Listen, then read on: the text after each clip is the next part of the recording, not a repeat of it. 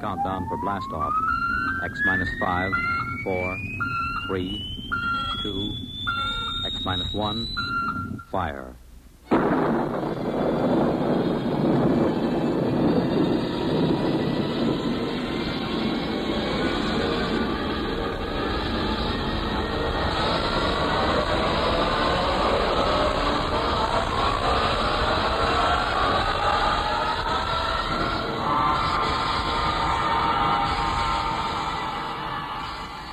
From the far horizons of the unknown come tales of new dimensions in time and space.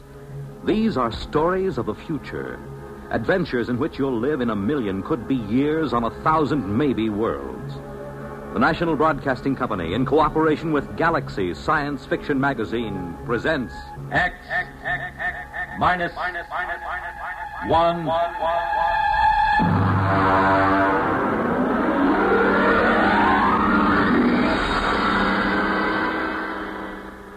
Tonight, gray flannel armor.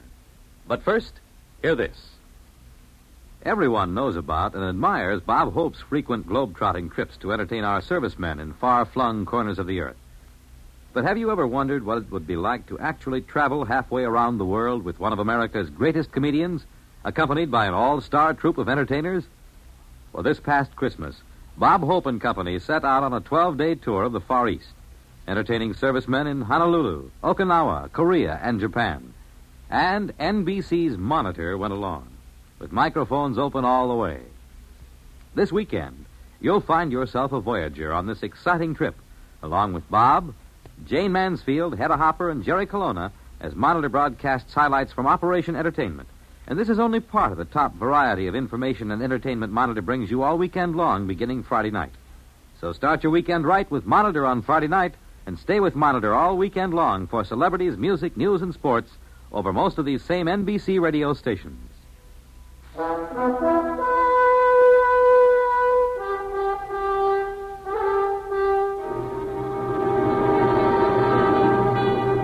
Now, X minus 1 and part 1 of Gray Flannel Armor. My name is Thomas Hanley, and my case history is of particular interest to anthropologists, sociologists, and students of the bizarre. In its humble way, it serves as an example of one of the more obscure mating customs of the late 20th century. To begin with, I owned several gray flannel suits and many slim neckties with regimental stripes. Millions of us roam the streets of our great cities, footsteps firm and hurried, eyes front, voices lowered, dressed to the point of invisibility. But inside, I fairly seethed with romantic ideas, of swinging cutlasses, of beautiful damsels, their hair shimmering in the moonlight. In short, let's face it, I was a romanticist.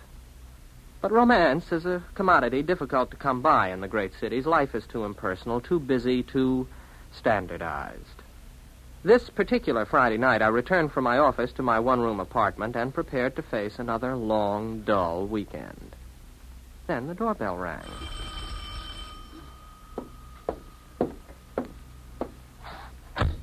Good evening, Mr. Hanley. If you're collecting for something, come back after payday. My friend, I'm Joe Morris, a representative of the New York Romance Service. Main offices in the Empire State Building and branches in all 5 boroughs, Westchester and New Jersey. You must have the wrong party. Oh, no, Mr. Hanley. We're out to serve lonely people. And that means you. Don't deny it now.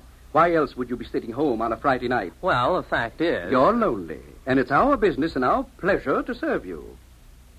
Serve me with what? A bright, sensitive, good-looking fellow like yourself needs girls. Girls? Nice girls. Now, these young ladies I was referring to, Mr. Hanley, are not... professionals. They are sweet, normal, romantically inclined young ladies. But they are lonely. There are many lonely girls in our city, Mr. Hanley. Oh, yes, I suppose there are. Funny, you never think of it that way. I mean, if you're not a girl. True. Now, the purpose of the New York Romance Service is to bring young people together under suitable circumstances. Oh, I see. A kind of, you'll pardon the expression, a kind of friendship club? I should say not. We at the New York Romance have done what should have been done years ago. We've applied scientific precision and technological know-how to a thorough study of the factors essential to a successful meeting between the sexes. Factors? What factors? The most vital ones, my friend, are spontaneity and a sense of fatedness. Oh, well, spontaneity and fate are contradictory terms. Certainly. Romance, by its very nature, must be composed of contradictory elements. We have graphs to prove it. Are you saying that you sell romance? The very article. The pure and pristine substance itself. Mind you, I didn't say love. I didn't say common animal passion. I said romance. The missing ingredient, Mr. Handley, in modern society. The spice of life. The vision of all the ages. That is what we sell. Very interesting. If I'm ever in the market, I'll get in touch with you. No, just a minute, sir. Try our system for a few days, absolutely free of charge. Here. Put this in your lapel. Oh? What is this thing? It looks like a small transistor radio with a tiny video eye. As it happens, it is a small transistor radio with a tiny video eye. Oh? What does it do? You'll see. Just give it a try. Remember, romances sponsored by our firm are fated, spontaneous, aesthetically satisfying, and morally justifiable. Well, all right, Mr. Morris. I'll accept the free trial offer. Wear this in my lapel, you say? In the lapel. Well, all right. There it is. Happy romance, Mr. Handley.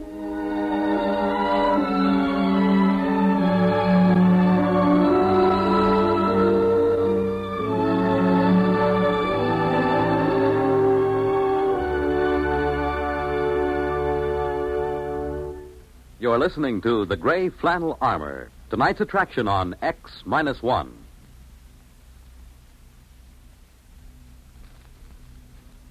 Are you able to brush your own teeth? Not everyone can.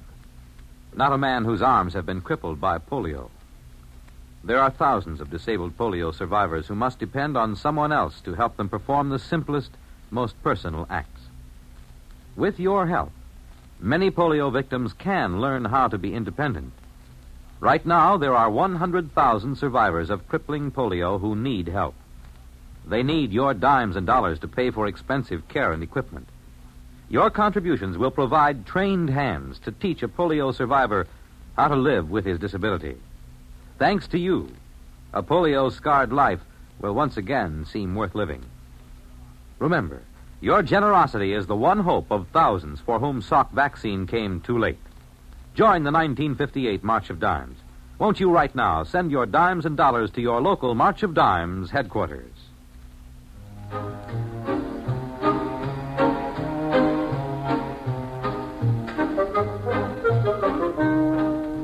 Now X-1 brings you Act 2 of Gray Flannel Armor.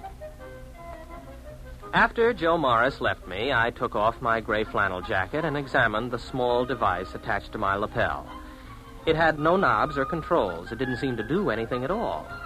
I shrugged, put my jacket on again, tightened the Windsor knot in my tie, and went for a walk. It was a clear, cool night. Like most nights in my life, it was a perfect time for romance. Around me lay the city, infinite in its possibilities and rich in its promise. But it was devoid of fulfillment. Nothing ever happened. I passed lighted apartment buildings and thought of the women behind the high blank windows, looking down and seeing a lonely walker on the dark streets. Wondering about me, maybe, as I was wondering about them. Nice to be on the roof of a building, to look down on the city. Huh? Who said that? I wonder... Oh, sure. This transistor thing. Hey, what was that you said about a roof? Oh, I guess it isn't two-way. Well, it's not a bad idea, though. Would be kind of pleasant to look down on the city lights. No, not that one. Well, what's wrong? Oh, sure. Wrong building. You mean this one over here? Oh, no answer again. Well, it must be the right one this time. At least I hope so.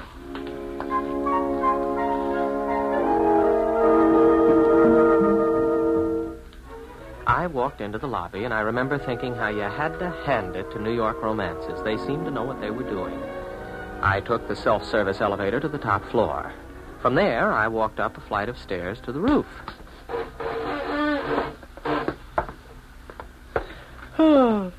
Well, the air smells good up here at least. No, not that side. The west side. Okay. I hope you know what you're doing. I certainly don't. This turns out to be some sort of joke. Oh. Hello.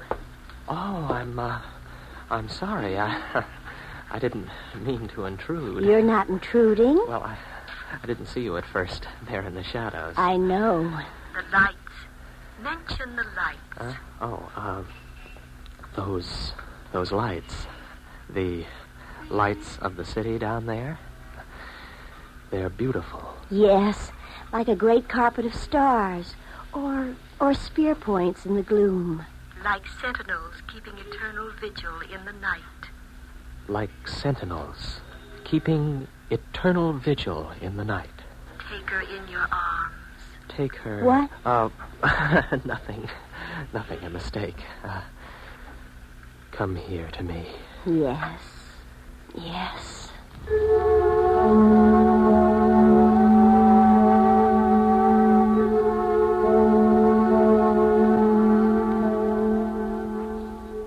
As she was melting in my arms, I caught sight of the small transistor set pinned to her shoulder strap. The one exactly like the one in my lapel. You can't help feeling a little odd about a romantic meeting set up and sponsored by transistor radios. I could visualize 1,000,000 young men in gray flannel suits roaming the streets in response to barely heard commands from 1,000,000 tiny radios. I tried to forget my doubts. The next night, I took another walk and found myself in a slum section of the city. I decided I'd made a mistake and started to turn around.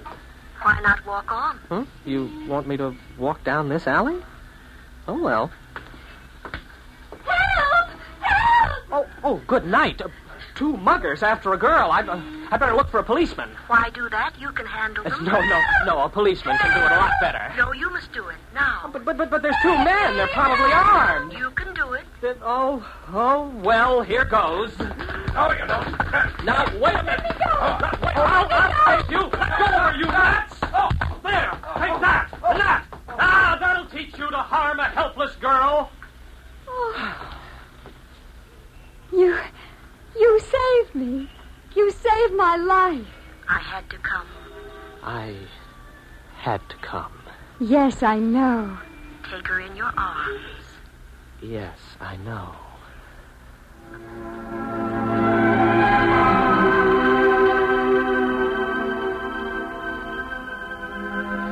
I swept her into my arms and we embraced there in the darkened alleyway. As I held her close, my cheek brushed a shining jewel in her raven black hair. I had to look twice to recognize it, but sure enough, it was a tiny transistor receiver just like mine. I was suddenly angry. Oh, the girl was lovely. There was no denying that. And the circumstances were undeniably romantic until you realized that it was all a kind of cheap play. Fated and spontaneous. That was a joke. Angrily, I tore the transistor from my lapel and threw it into the nearest garbage can. I stalked away into the night, hardly realizing where I was going. I didn't really wake up until I reached the waterfront. I stood there looking at the oily black water and let the brackish-scented breeze fan my face. And then, unexpectedly, I was aware of another person nearby. The moon slid from behind a cloud, and her auburn-tinted hair caught its light and held it for a moment. She turned her face toward me with frank curiosity. At this time, there was no transistor radio to throw me a cue. I didn't need one. It's a nice night. Maybe. Maybe not. The beauty is there, if you care to see it. What a strange thing to say. Is it? Is it really so strange? Is it strange that I'm here at this very moment, and that you're here too? Perhaps not. No, perhaps not. Let me look at you. Oh, you're really beautiful, you know. Am I? You know you are.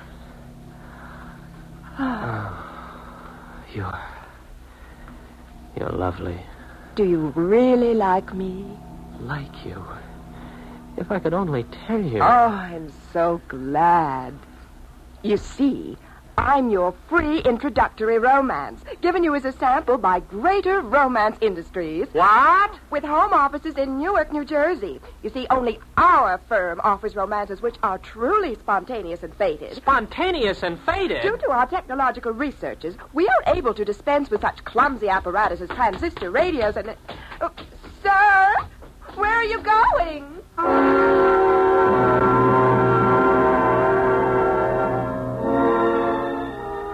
I was sick and disgusted. After that, there were several other attempts to get in touch with me, but I ignored them. I wanted no more to do with the romance game. In a couple of days, I called up a twittering aunt of mine, and she arranged a blind date for me with the daughter of one of her oldest friends. The blind date was a nice, friendly girl with plain, mousy brown hair. We were introduced in my aunt's living room, and we sat out on her sun porch and talked. So you're Tom Hanley. Yeah, I guess I am. Your aunt has told me a lot about you. You work in advertising, don't you? Yes, that's right. Madison Avenue. Oh, I think that's thrilling. Advertising, I mean. It's such an interesting field. Well, we like to think so. Yes, I imagine you do all right. Seems like, it's warmer this evening, doesn't it? Yes, it is. Although I don't mind the cooler weather so much. Lots of people complain about it, but I don't mind. Well, I don't either, I guess. As long as you're dressed for it. Yes, I suppose that's the secret. Oh, I was just thinking, do you like bowling? Oh, I don't know. I've never bowled. Oh. Do you like tennis? I'm crazy about tennis. Well, tennis is all right. Yeah. I guess you could say tennis is fine. I'm crazy about it.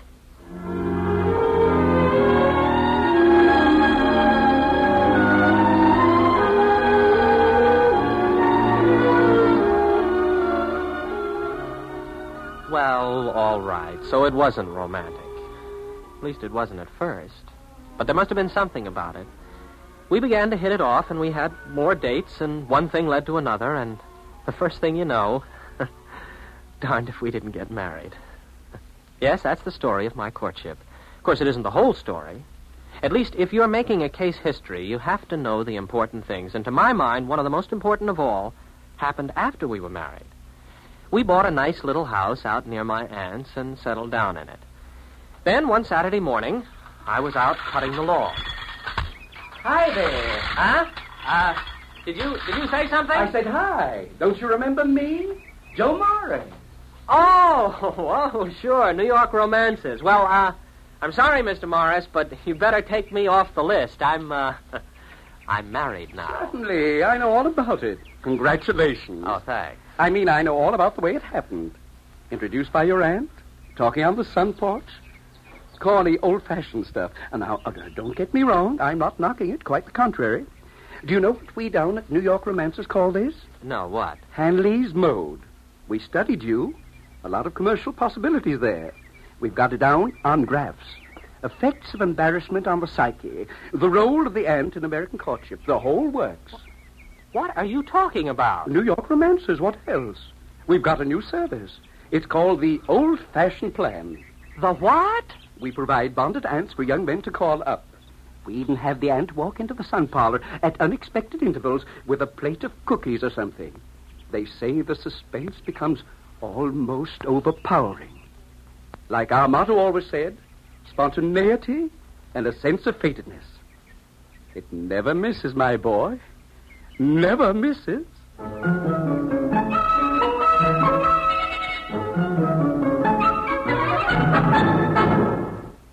Fred Collins again, and I'll have another word about X-1 in a moment. Have you caught one? A bad cold, nose all stuffed up, feeling achy, miserable? Then hear this. More people have taken more bromoquinine for more complete relief than with any other tablet ever sold for colds. You could use aspirin, cough syrups, or nose drops all day long and not get bromoquinine's relief. Because bromoquinine does more. Works to relieve stopped-up nose, body aches, fever, irregularity, that blue feeling a cold brings, and the headache, too. Yes, more relief, even for virus colds. And the reason? Bromoquinine is the only cold tablet sold with wonder-working quinine combined with 5 other medicines and health fortified with vitamin C. That's why bromoquinine cold tablets give you more complete relief. Remember, Every second someone takes it for the miseries of a cold. Millions more take bromoquinine. get the tablets that have relieved more cold discomforts than any other. Get bromoquinine brand cold tablets. You have just heard X-1 presented by the National Broadcasting Company in cooperation with Galaxy Science Fiction Magazine, which this month features The Repairman by Harry Harrison. Being an interstellar troubleshooter wouldn't be so bad if only you could shoot the trouble. Galaxy Magazine on your newsstand today. X-1 has brought you Gray Flannel Armor, a story from the pages of Galaxy written by Finn O'Donovan and adapted for radio by William Welch. Featured in our cast were William Redfield as Thomas Hanley and Guy Repp as Joe Morris. Others in our cast were Abby Lewis, Pat Hosley, Hetty Galen, Freddie Chandler, and Helen Gerald. This is Fred Collins speaking. This broadcast concludes this series of X-1. We sincerely hope you enjoyed it. X-1 was directed by George Voutsas and is an NBC Radio Network production.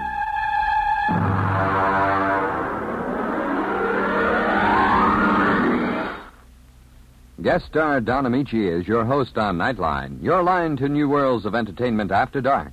Tonight on most of these NBC stations.